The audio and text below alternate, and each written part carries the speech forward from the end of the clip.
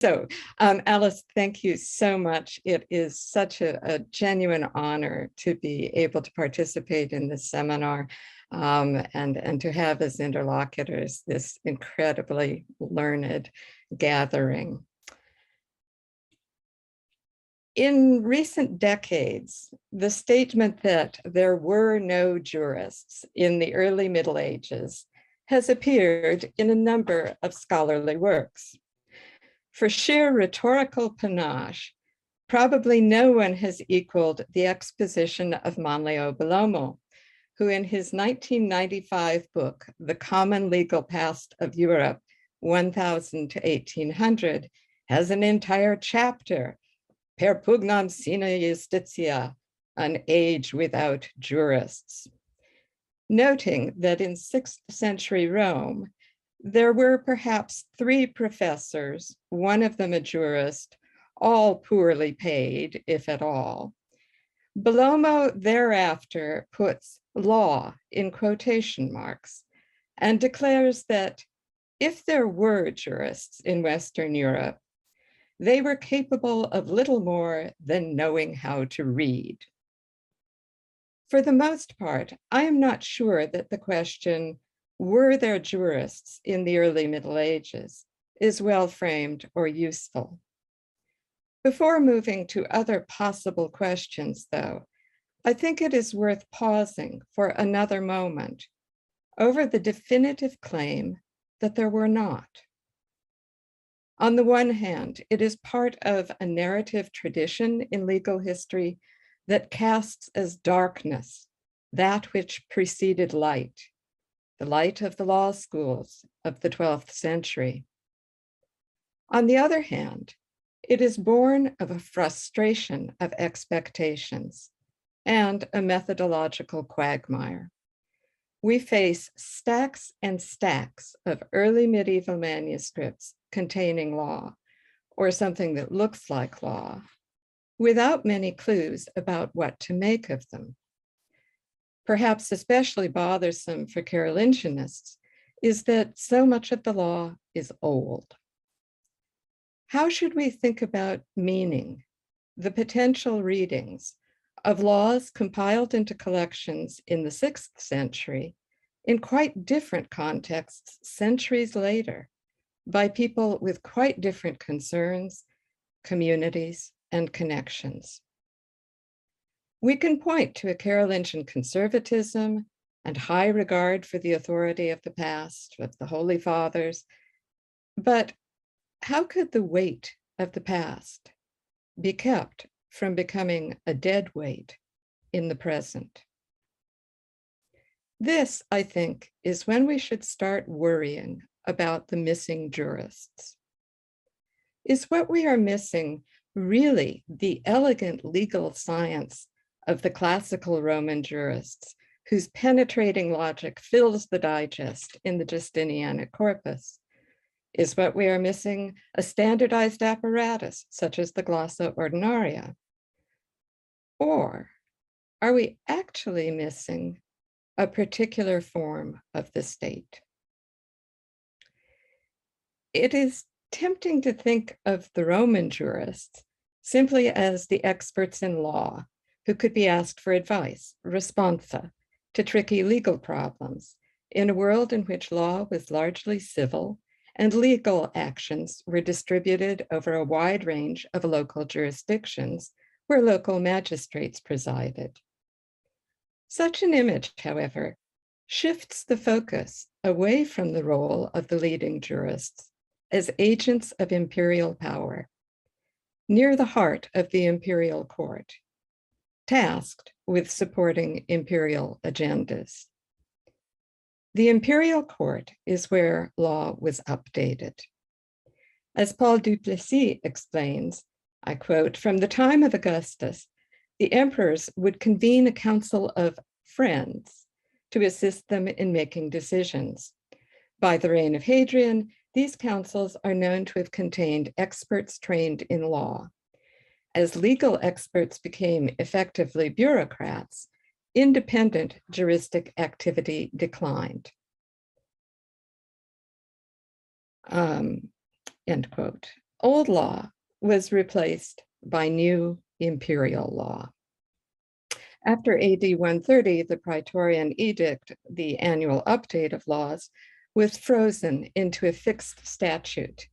Thereafter, it took new imperial legislation to resolve questions resulting from its fixed form, a form which drew it into the aging process. The centrality of the Imperial Court as the locus of legal activity shaped the role of the Roman jurists during the reign of Augustus. During the reign of Augustus, some of them were accorded the jus publice respondendi, or the right to give a response with the emperor's authority. While this right seems to have fallen into disuse, it shows how the professional success or prestige of jurists had come under the aegis of imperial connections. The experts in law drafted the imperial legislation. Their activities were harnessed in imperial bureaucracies. As Peter Stein put it, again I quote, "The jurists were concerned with the day-to-day practice of the law and could recognize when modifications or reform of the rules were needed." In short, the jurists kept the law living and updated. We may think of jurists as those who interpret the law, but it may be said that legal interpretation is fitting the law into a new context. The other quality we associate with Roman jurists was their deep expertise. In theory, they were the only ones who understood the complexity of the vast expanse of civil law that had accrued over many generations. Again, following Peter Stein, it was not simply the keenness of their intellects that made the famous named jurists remarkable. It was their place in a multi-generational sequence of legal scholars, which made them the repositories of traditions of interpretation that shaped the reading of law. In other words, these were the experts who both continued or replicated old views and also had the power to modify the meaning of laws. When we shift our gaze to the Carolingian era, do we have people with similar roles who were highly educated in long-standing traditions of textual interpretation, who were well placed in systems of imperial authority, and who had the power to modify the meaning of laws? We do. The exegetes of scripture. Stein's comment about Roman jurists seems an apt description of the exegetes. Again, I quote, "First, there was a continuous succession of individuals, each familiar with and building on the efforts of his predecessors, whose views they cited, especially when they agreed with them, but sometimes when they disagreed." Or, as Luigi Colagnesi, also referring to the Roman jurists, put it, "We might think of it as a vast and continuous debate that took place over several generations and which developed to its utmost extent the logical rigor of their work and tested its consistency, leading to a vast coherent set of rules, often implicit, and to solutions of exemplary cases. The individual solutions were proposed and commented on by subsequent generations, resulting in an immense body of material of which it was difficult to gain adequate knowledge. In their own extensive commentaries, they sought to collect and collate the most important results achieved by previous generations." End quote. These descriptions seem to apply nicely to the study and use of patristic exegesis by Carolingian exegetes, a vast, complex corpus from which important passages were collected, collated, commented upon. We know that leading Carolingian exegetes had ties to the Imperial Court, or courts, plural, and to the imperial chanceries. In this respect, too, their activities may be seen as parallel to those of the Roman jurists. They helped rulers with legal problems and the production of texts. From these texts were drawn principles and typologies that were then incorporated into capitularies and the decrees of imperially sponsored synods. Quoting again Carolingian on the significance of the Roman jurists, they produced an actual body of law that often modified or innovated existing law. And there may be a little technical glitch here because Zoom may be fighting with the slideshow. Zoom is fighting with the slideshow. I'm afraid I'm going to have to stop share for a second, do a Zoom thing, and get out of here. Sorry about this, people. Let me see what I can do.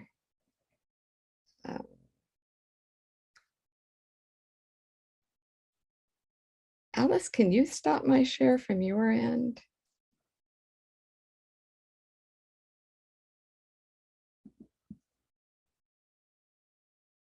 It's the recording that's fighting with everything else. Okay, good. All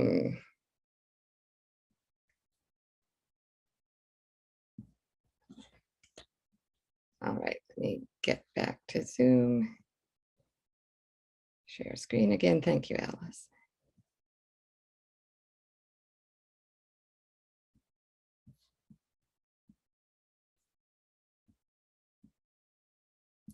All right. Okay. It is, however, perhaps just as hard to decide whom we should consider an exegete as it is to recognize jurists. The intellectual world of the Carolingians was not neatly compartmentalized. Coming from common training in the cathedral and monastery schools, it is not surprising that the boundaries of scriptural exegesis and juridical reasoning were frequently crossed. If we consider the personnel associated with royal or imperial courts, we see a rich mixture of intellectual gifts, both individually and collectively.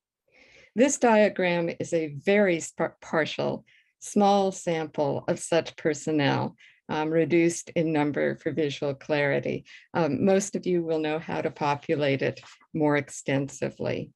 It is skewed towards identification of actors with notable legal knowledge, participants in councils and legal disputes, and those involved in the production of legal texts or manuscripts. They are the figures marked in turquoise. The royal or imperial courts are marked in red. What we should notice, however, is how interwoven in this lattice of government, the chancery, the advisors, staging assemblies, and composing capitularies and so forth, are the schoolmasters, the exegetes, the theologians, and the liturgists. And they are marked in bright green. So, for example, Rabanus Maurus, student of Alcuin and the celebrated master of the school at Fulda, probably the most prolific exegete of the empire, taught Lupus of Firey. Lupus made the great compendium of post-Roman laws, served twice as a missus, drafted the canons of the Council of Aire in 844, participated in many councils, corresponded with the chancellor, and I should say the terms chancellor, archchaplain seem to be used rather indiscriminately, at the court of Charles the Bald, and was, of course, known for his mastery of classical literature. Rabanus also taught Baturich of Regensburg, who became archchaplain or archchancellor to Louis the German and can be associated with a surviving legal manuscript. Walafrid Strabo, another student of Rabanus, wrote an exposition on 20 psalms, a significant work on the liturgy, and a poem about the botanical treasures in the garden he tended at Reichenau. That poem he dedicated to Grimald, the arch-chaplain or arch-chancellor of Louis the Pious. Walafrid himself served in that role for Louis the German, and having been the tutor of Charles the Bald, also served at Charles's court. He was well-versed in canon law. His treatise on the liturgy has 32 citations from Greek and African councils. Hilduin, abbot of Saint-Denis, Saint-Germain, and a couple of other monasteries, known for his translation and life of Dionysius the Areopagite and the expansion of the scriptorium at Saint-Denis. As schoolmaster, taught Hincmar of Reims and Smaragdus of Saint-Mihiel, two legally competent scholars. Hilduin also served as arch-chaplain or arch-chancellor, and even had the title Summus Notarius, the highest notary, for Louis the Pious, where we see his hand in the number of royal charters issued by that court. One can multiply such stories. We have always known that exegesis and theology were entangled in politics. The production of the Libri Carolini and the debate over iconoclasm or the treatises on adoptionism spring to mind. Beyond theological debates, to what extent were exegetical techniques applied to law in the service of imperial or royal desires to adjust law's meaning? In her important and terrific article, The People of God and the Law, Biblical Models in Carolingian Legislation, Gerda Heidemann shows how law was framed as part of a larger story about the relationship of the inhabitants of the Carolingian Empire to God. A story about a political community with a covenant that includes divinely sanctioned law, in which kings are lawgivers, like Josiah. Heidemann contributes to the work of other scholars who have considered the use of scriptural citations in Carolingian capitularies and councils to present a picture of sacralized authority of both the ruler and the law he gives. Rather than looking at those larger, sometimes very large, political visions, today I want to turn to a much, much smaller question. Instead of asking how biblical prescriptions were adapted to suit a 9th century world, I want to look at instances in which exegetical techniques were used to modify old existing legal norms. One of the interesting features of the Carolingian legal landscape is how conscientiously old law was conserved. I shall show examples from canon law for which I have better documentation at this point, but my impression is that citations of Roman law show the same respect for its form. These are the two types of written law that most clearly were transmitted from late antiquity. In canon law, the decrees of the Greek councils translated into Latin and the African councils, along with papal decretals from the late 4th to the late 5th centuries, supplemented with the decretals of Gregory the Great. For all of our editorial belief about the inevitability of scribal corruption in the wording of copied texts, preliminary, and I really want to shout that in capital letters, preliminary evidence suggests that across a wide range of scriptoria, the fundamental texts of late antique canon law were transmitted quite faithfully. Previously, canon law texts were compared primarily among manuscripts of a particular collection, or a particular compilation to try to establish a stemma, frequently to the complete frustration of the aspiring editor. The Digital Carolingian Canon Law Project supports a different view of the transmission of the individual canons across all instances of transmission, whether in a standard collection or a customized compilation. In other words, we've been breaking out all the individual canons so that they can be manipulated to be compared to the same canon in other manuscripts, in other compilations. Now, this data is very preliminary, but it seems to confirm what I noticed when I was looking at as many manuscripts of the Collectio Deckeriana as I could to assess the fidelity of the 18th century edition. The texts are remarkably stable. In other words, preliminary investigation shows little direct intervention to update the texts of the law itself. Now, I say that with some qualification, which time does not permit me to explain, but I'm happy to talk about it after the formal presentation. And Charles West has done just a wonderful piece on the transmission of Carolingian conciliar texts, and that's part of the story too. Citations of late antique canons in other texts, such as in Walafrid's treatise on liturgy, show the same exactitude in replication. When a particular manuscript does show changes or corruptions, it is an interesting outlier in the pattern and merits special attention. If we seek points of flex in the application of old law, then they seem to be in the interpretive apparatus. That is the substitution or ornamentation of old law with biblical citations in particular. Scriptural exegesis and legal commentary are slightly different sciences. And maybe this is why it has been hard to classify exegetes as jurists. Whereas jurists revel in hypotheticals, syllogisms, use of reguli juris, Carolingian exegetes habitually give literal, allegorical, anagogical, tropological readings.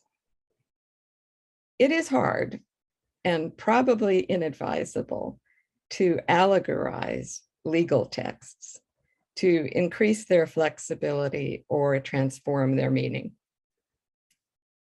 But when analogies or metaphors are available in scripture, meaning can flex. Here are 3 examples of the intersection of law and scripture we might consider. I have presented each of them fairly recently on different occasions, so I apologize if some of you present have heard me speak about 1 or 2 of them before, and if you didn't have a chance to comment then, now you've got another chance. Note that these are not theological disputes where scriptural citations have a different role. These examples show different strategies for updating old law and also different types of old law. And this is important. There was no single technique, but rather considerable agility in advancing to the desired objective. And similarly, there were different traditions and resources upon which to draw as possible legal authorities. In other words, it's just sort of a large swamp of potential legal authorities out there. My first example considers scripture itself as setting forth mandates that Carolingian rulers wanted to adjust. My second example shows how contemporary conciliar legislation could reframe the model of sacralized kingship developed at the height of Carolingian power in order to accommodate new realities with scriptural references as a rationale.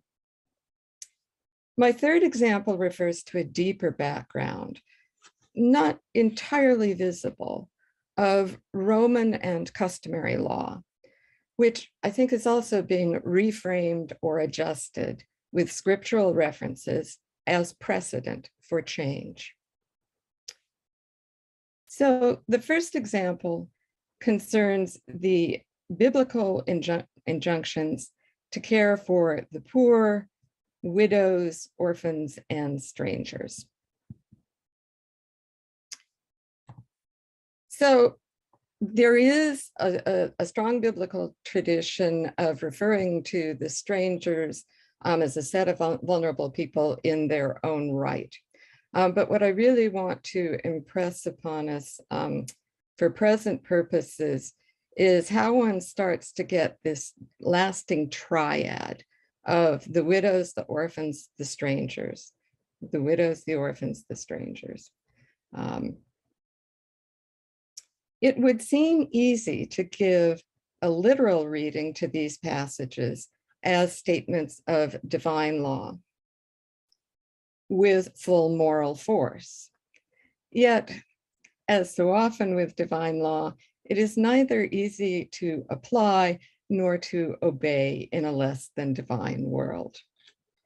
The strangers, especially, seemed problematic. We see that in a pre-Carolingian canon from the Second Council of Tours, held in 567, that the council tried to reduce the migration of the poor to strange cities by enjoining that each city feed its own population of the poor sufficiently, as much as possible. That's a pragmatic prescription rather than a moral one. Similarly pragmatic was the constitution of Louis the Pious in 815 that guaranteed protection and defense of 82 free Christian men fleeing to him from Spain, leaving behind their inherited and heritable properties. This constitution was in the tradition of Roman laws, defining the protections to be given non-citizens, peregrini. With Christianization, as citizenship became more contingent on Christian identity, the meaning of peregrinus tilted towards traveler or pilgrim rather than foreigner. In that sense of traveler, Pippin the Short and Charlemagne granted safe passage and immunity from tolls at bridges and boats.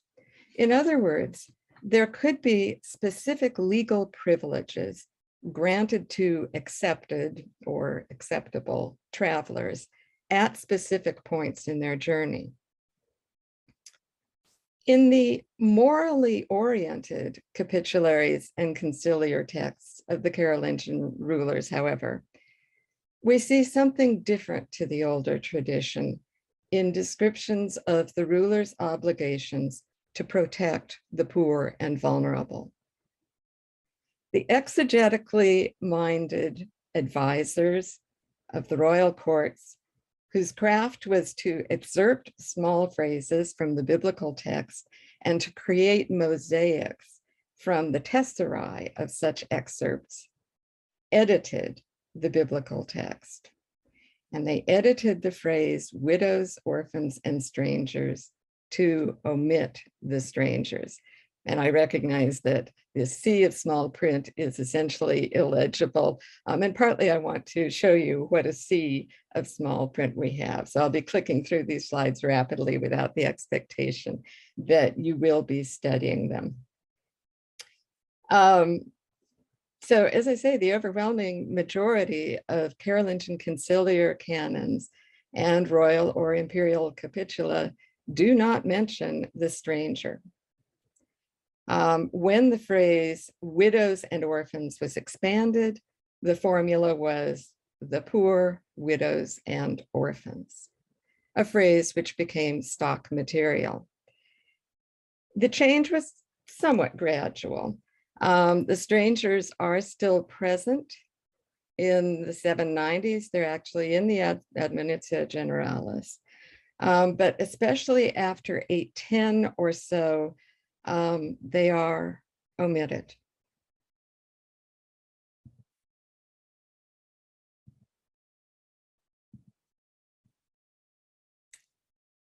Just go back out the screen for a second. In other words, scripture could be flexed, possibly more than legal texts. The craftsmanship came in the integration of scripture and law. Inconvenient divine mandates could fade from imperial constitutions, which, as in Roman practice, updated and overwrote older law, in this instance, the old law of Israel. The canny advisors at the imperial and royal courts negotiated tensions between moral prescriptions and political pragmatism, sometimes drawing upon biblical language, sometimes not. The second example shows use of how biblical imagery could bridge the gap between the social and political contexts of old law and the new realities of Carolingian politics. It comes from the early 10th century, when, on the one hand, the practices of citing scripture to guide interpretation had been well honed, and on the other hand, when Carolingian kingship was falling apart. The degree of political volatility may be summarized by noting that in the century between 888 and 987, the crown changed hands or heads 11 times as royal power oscillated between the established Carolingian dynasty and the somewhat related, but essentially upstart Robertian dynasty. Further, and as an innovation, counts were sometimes entrusted with either quasi-royal or actual coronation.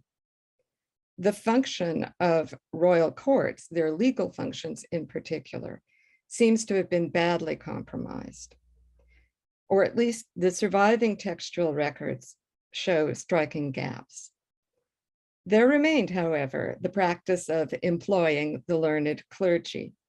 As the epitaph of Fulk, Bishop of Reims, commented in 900, "The court takes from the schools and adorns itself." Proving the point, Fulk's successor at Reims, Hervéus or Hervé, served in the royal chancery of King Odo and then of Charles the Simple, before becoming Arch-Chancellor in 910. The previous year, in 909, he presided over the Council of Trolli, the record of which has been reckoned as one of the most extraordinary expositions of political theory composed before the later Middle Ages. Trolli tilts towards a Gelasian doctrine of two powers, secular and ecclesiastical, rather than the collaborative effort that had proven so effective in governing the Carolingian Empire. For present purposes, the use of biblical reference to explain the power of counts and dukes is most interesting, I think. Lacking the mimesis of the divine kingship of Christ and the accrued imagery of the king or emperor as vicarious representative of divine authority, comital power was blatantly mundane in its means and motives.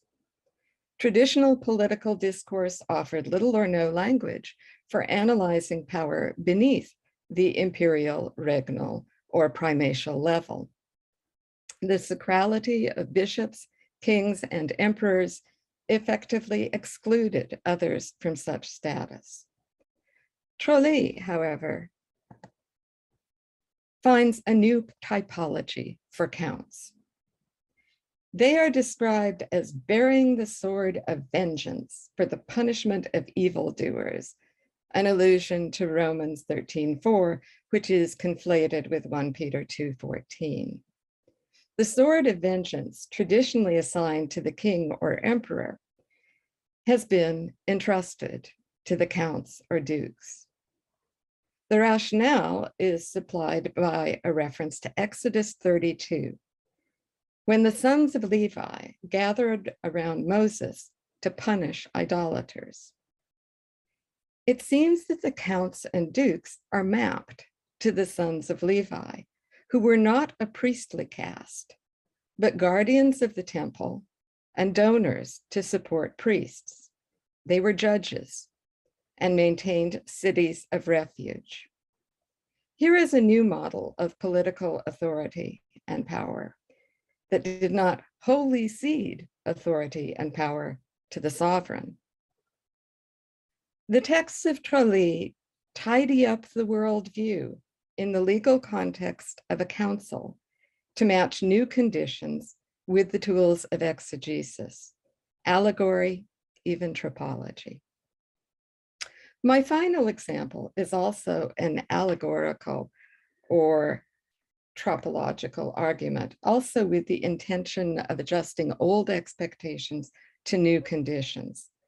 It is in an enigmatic text that in 12 short chapters, similar to those of a legal text, treats problems of inheritance.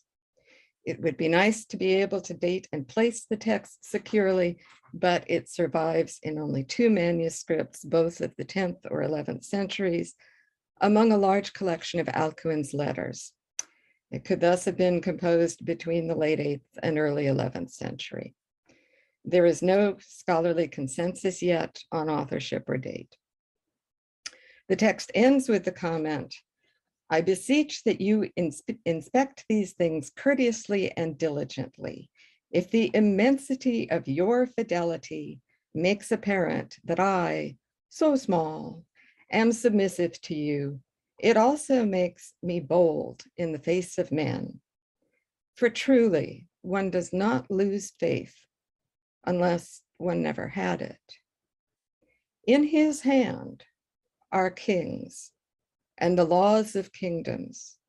He multiplies crowns, he defends, he overshadows." On the basis of this peroration, scholars have deduced that the chapters pertain to the division of a kingdom or empire among a ruler's heirs, with doubt only as to which emperor and which heirs. The manuscript's provenance suggests that the text comes from the Loire Valley, the borderlands of Frankish and Roman law. Yet the text flexes away from the norms of Roman law in treatment of what is owed to heirs. In Roman law, the norm was for at least a quarter of the estate, and that fluctuated considerably in post-Roman law, to be passed as an inheritance to children.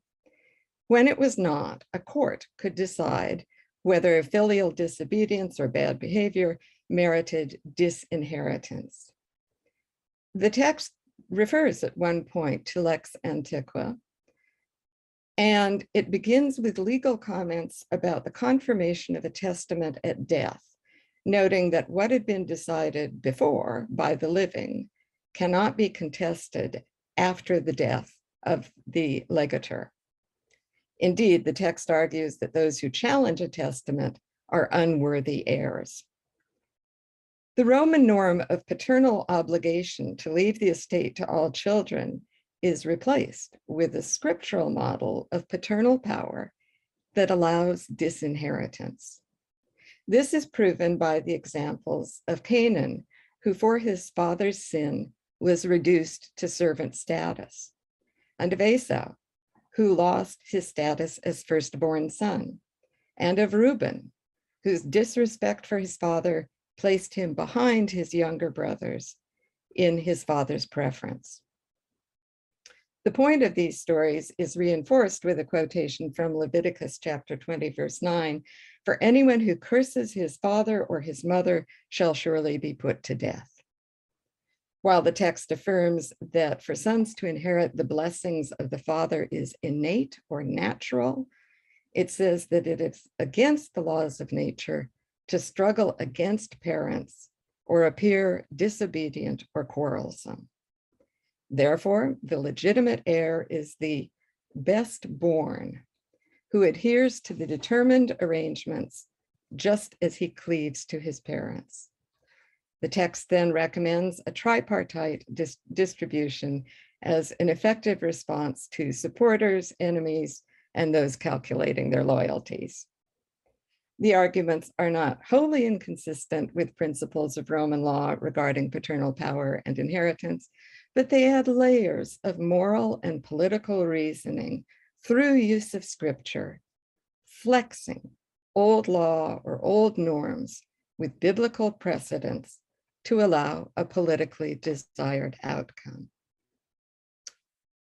These three examples lead us, I think, to a proposition and a question. The proposition is that the highly educated and politically engaged agents of royal and imperial courts used scripture not only for a general ideological conception of Christian imperium, but also for rather precise legal reasoning to keep making political adjustments to new contexts. The adjustments might be to the precedents in scripture itself, as when the strangers were edited out of legal prescriptions for protections. Or the adjustments might be to descriptions of political power, as when the counts were accorded specific legal authority. Or the adjustments might be to legal norms, as when a new practice in the disposition of inherited property, in this case a kingdom, was in play. The actual texts of law and scripture required no change.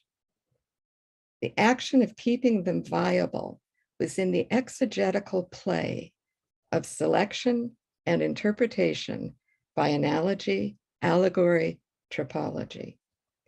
Such play could remedy legal norms that were absent, obsolete, or inconvenient.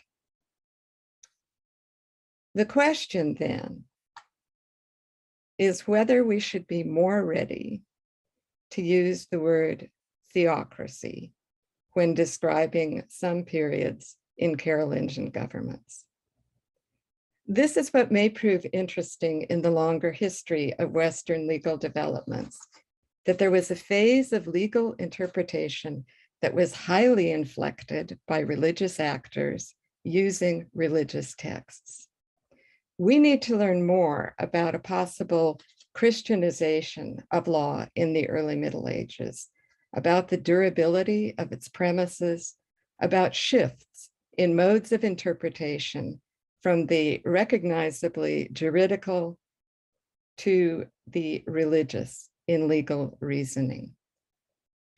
If we do not want to use the word jurists for those placing law in relation to precedent and possibility, should we use the word theocrats? And I open that question to the audience. Thank you.